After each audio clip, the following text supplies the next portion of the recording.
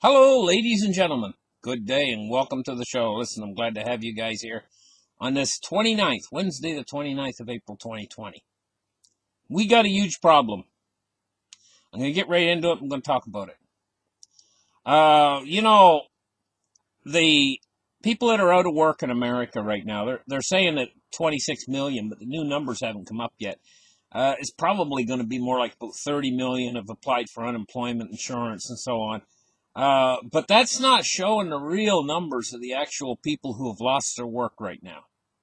I was watching one woman on the internet. She was trying to get through to the unemployment insurance, and she had the speed dial set on her phone. She dialed like 300 times.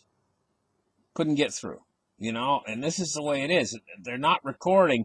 So many people out there just giving up right now, and they're going to try later, and it's just such a flood coming in of unemployed people. It's absolutely unreal in the United States.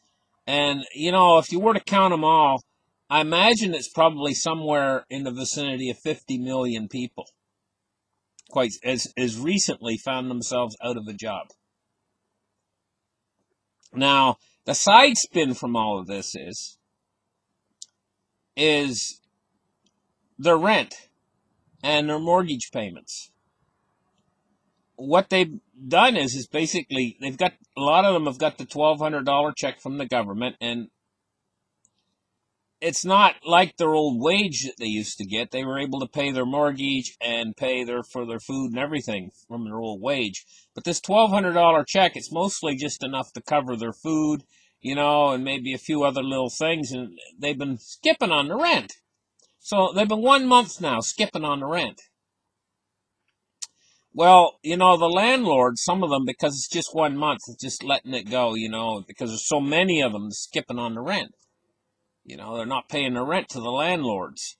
But landlords have expenses too. They have building maintenance. They have to hire employees. It just goes on and on. The list is endless. And they have to pay taxes into the municipalities and into the local governments and so on. So what we're looking at is a chain here. If too many people are missing payments, the next thing it goes down to the landlord, he starts to miss payments. And then the municipalities, they miss payments, and it kind of trickles down through the line here. But the real problem is in another less than 90 days from now, or around 90 days from now, they're going to go back to their old policy is pay us the rent, or you're out of here.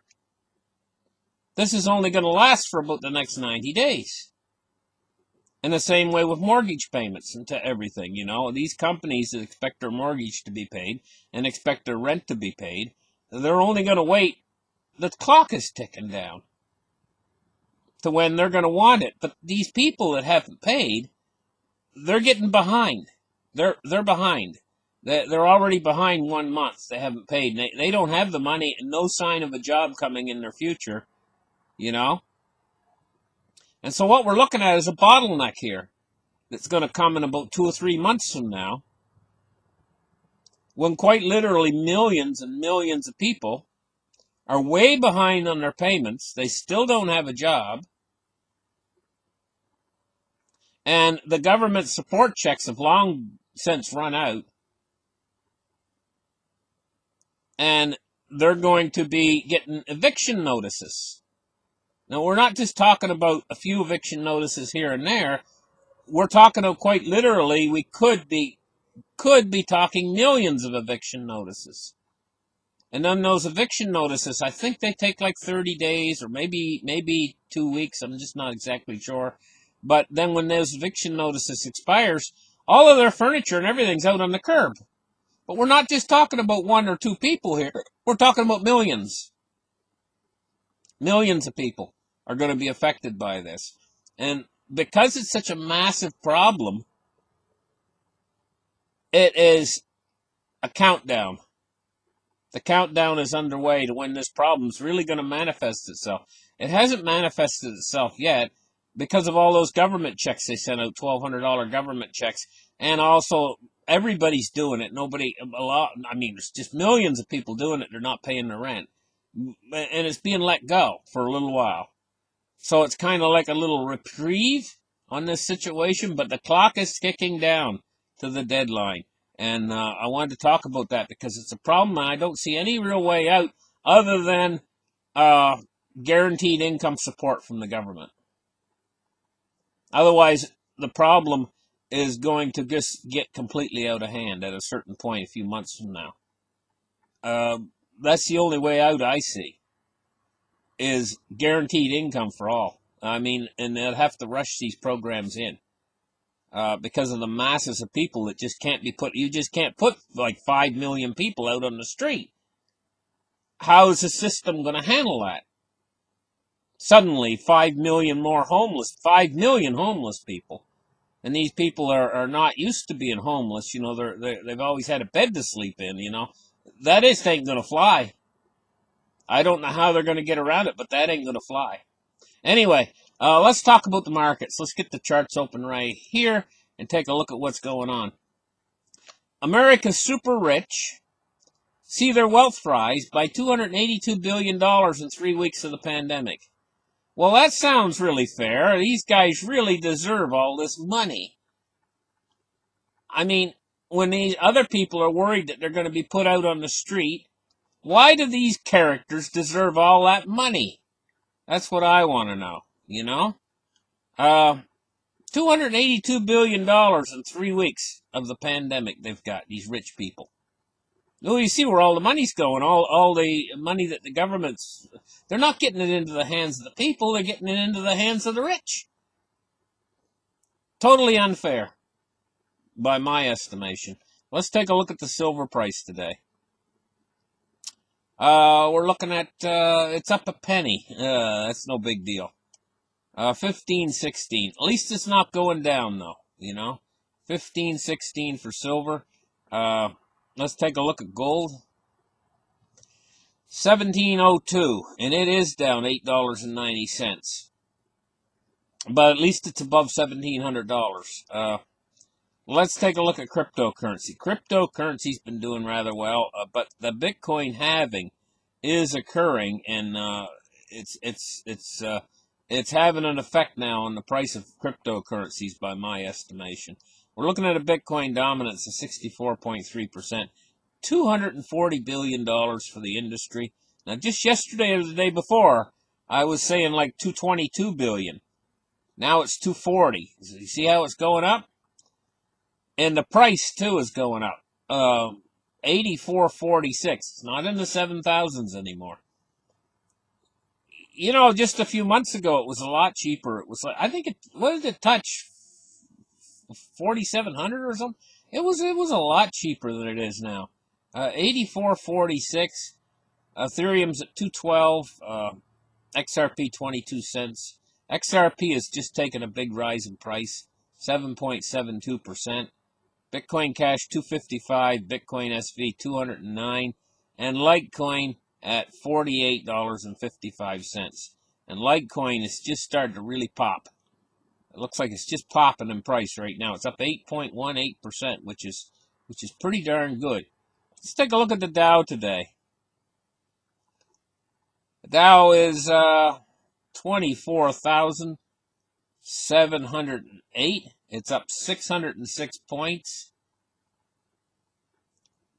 I'm going to tell you, that's not a long ways off of its ultimate all-time high. I think it was up close to 30,000. But, I mean, you know, we had that big crash. But now we've had this huge bounce back, you know. And I don't really think that this bounce back is actually warranted, considering the situations that are going on in the world right now with the economy and the oil price specifically. You know, everything's made from oil. Oil could actually... Well, let's take a look at the oil price today. Crude oil, it's up $3.55. This ain't over, guys. The tankers, everything's getting full right now. All the tankers are getting full. They're filling up every container that they can find. And still more is being pumped out. And so I think we could see the oil price go down again. and you know, it may even could go into the negative again. Yet it might not be over, this whole thing with oil. Of course, you know, at these prices they can't make any money. You know, they need $40 a barrel in an awful lot of these places, especially shale oil companies and oil tar sands. They're getting the oil out of the tar sands. They need more than 40 a barrel.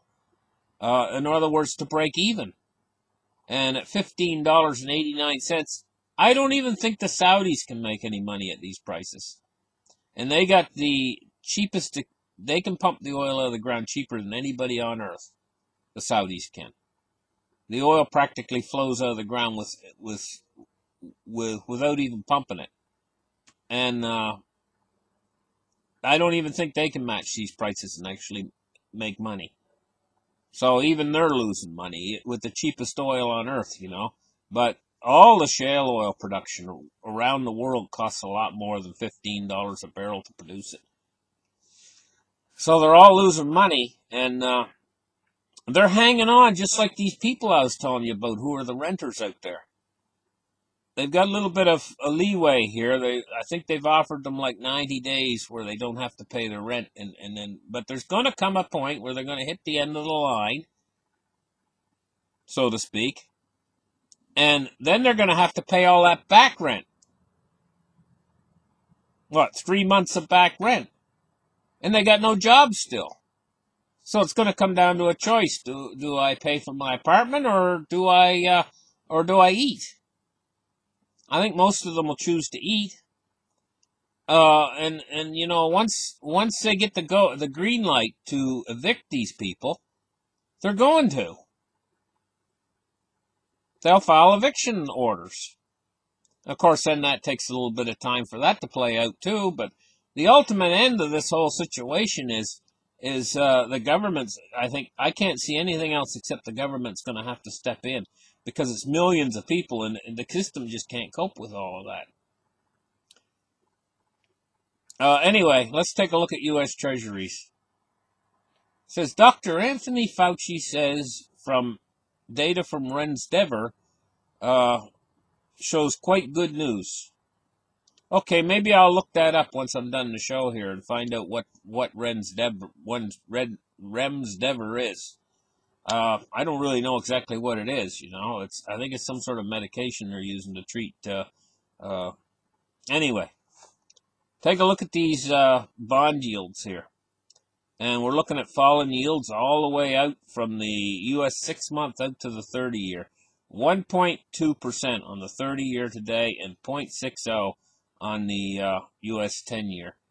But we're looking at falling yields. But it's not substantial. It's about 1 basis point, 2 basis points on the 5-year. That's the biggest yield, fall in yield. U.S. dollar index today. 99.72 on the U.S. dollar index. And the dollar is falling just a little bit. Thank you guys for listening to the show. Like and subscribe. Give me a thumbs up. And we'll catch you guys tomorrow. Bye-bye.